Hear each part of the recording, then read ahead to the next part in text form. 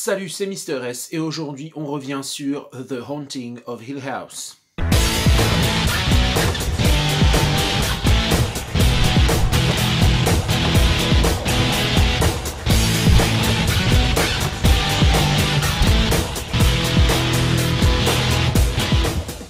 Alors aujourd'hui je vous fais une sorte de vidéo d'introduction où je vais vous livrer mes premières impressions. Évidemment, il est fort probable que je revienne sur la série plus en détail après l'avoir vue une deuxième fois. Et je dois dire que j'ai beaucoup aimé cette série d'horreur. En fait, ce qui m'a le plus convaincu dans cette série, évidemment, c'est que c'est de l'horreur, mais c'est de l'horreur qui a quelque chose à dire sur nous-mêmes en tant qu'êtres humains. Et quand les films ou les séries d'horreur font ça, je trouve qu'on atteint des niveaux stratosphériques d'excellence. Là, franchement, Netflix, je dis bravo. Et oui, parce que l'enjeu de cette série, ce ne sont pas en soi les fantômes, les esprits ou quoi que ce soit de surnaturel.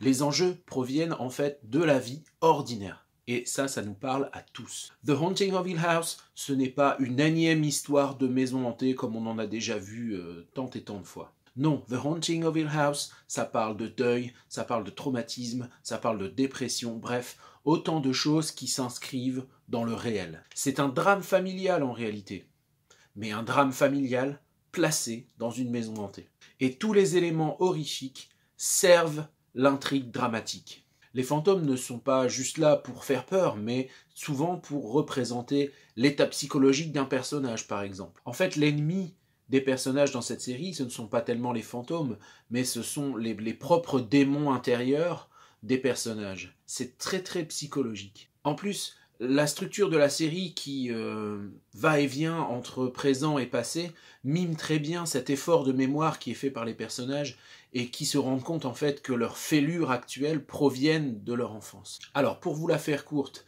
il s'agit d'une famille de 5 enfants avec leurs 2 parents évidemment qui vivent pendant un été dans une maison qui, semble-t-il, est hantée. Et la maman commence à perdre la boule et c'est le point de départ du traumatisme que la série va s'atteler à dénouer. Je pense que véritablement la force de cette série, c'est qu'elle a quelque chose à dire et que c'est pas juste de l'horreur pour faire peur. Et pour autant, la peur n'est pas absente du tout puisque l'ambiance est extrêmement bien travaillée et je peux vous dire que quand vous regardez cette série, ça fait flipper, mais réellement. Et c'est pas une peur qui vous saisit comme les jumpscares, c'est pas quelque chose sur la seconde, c'est beaucoup plus insidieux que ça. Par exemple, vous avez parfois des apparitions de fantômes qui servent strictement à rien sur le plan scénaristique. Ils arrivent, vous avez les fantômes qui apparaissent derrière un personnage, tout en douceur. Alors, ça vous saisit pas, ça vous surprend pas, mais ça donne des frissons, c'est incroyable.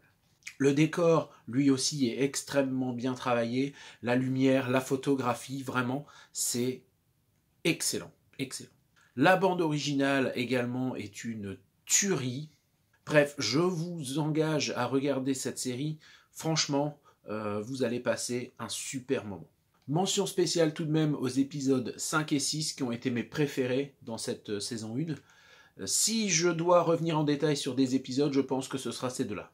Voilà ce que je pouvais dire sur cette saison 1, très brièvement, sans spoil. Je voulais vraiment rester très vague pour commencer.